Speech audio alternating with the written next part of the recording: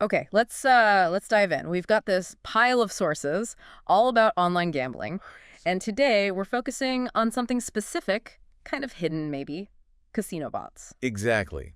The plan is to really unpack what these sources say they are, how they're used, and what it all means for you, the player. Yeah, because it throws up that big question, doesn't it? When you're online playing poker or blackjack, whatever, are you really just up against other people? Pure luck. Or is there something else, something programmed running in the background? Well, based on these sources, we're not talking sci-fi robots, you know? No, flashing lights. Heck, no. The sources describe them as essentially automated code, algorithms, Okay. specifically made for online games. Poker comes up a lot, blackjack, roulette, that kind of thing. So code that plays the game, how do they actually function according to the material? Well, their main job is to simulate gameplay, make the tables look busy, maybe. Right. But sometimes, particularly poker again, they can act as your opponent, actually sit at the virtual table with you. And are they, like, simple? Or are we talking sophisticated stuff here? This is where it gets pretty interesting, actually. The sources suggest some are quite advanced. How advanced? Like coded with complex decision-making, they can mimic human strategies. Bluffing? Wait, bluffing? Code can bluff? Apparently so. Oh. And even use, like, subtle timing delays, just to seem more, well, human, less robotic. Wow. Okay. So you might be playing code that's trying to act human. Exactly. And here's the bit that really stood out for me from the sources, the twist, maybe. Yeah. Because it's code. You might not just be playing against luck or people. You could be playing against programmed probability. A system potentially built to ensure a certain outcome over the long run. It's less about chance, more about math that might not be in your favor. Which leads straight to the transparency issue. That's a big theme in the sources. Right. The bots themselves, the tech, Yeah. not necessarily illegal, Yeah. but using them without telling players. That's the gray area. Ethically murky. Very, especially as the sources point out, on platforms that aren't well regulated. Offshore sites, that kind of thing.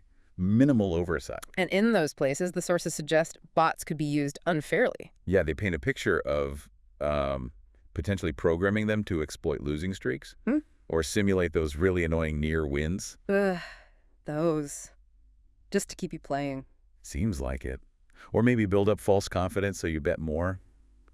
It's all probabilistic, apparently. What about slots? They're usually RNGs, right? Random number generator. Correct. And reputable licensed places use certified RNGs, audited for fairness. That's key. But in shadier operations, the sources warn that the code behind those random results could potentially be tweaked, adjusted, without you knowing. So the whole online casino world, the sources seem to view it as a kind of construct. Absolutely. One source calls it a digital illusion.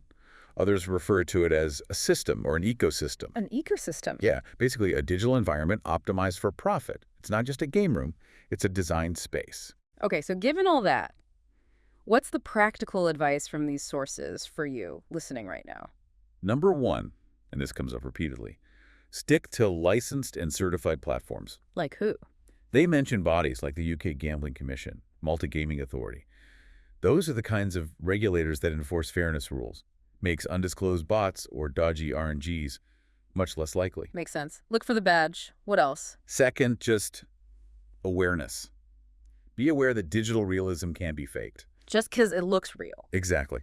Doesn't mean the underlying mechanics are, organic or truly random. Code can mimic reality very well. That applies to opponents, game outcomes, everything. And the final point. Just remember, fundamentally, you're interacting with a system built to make money.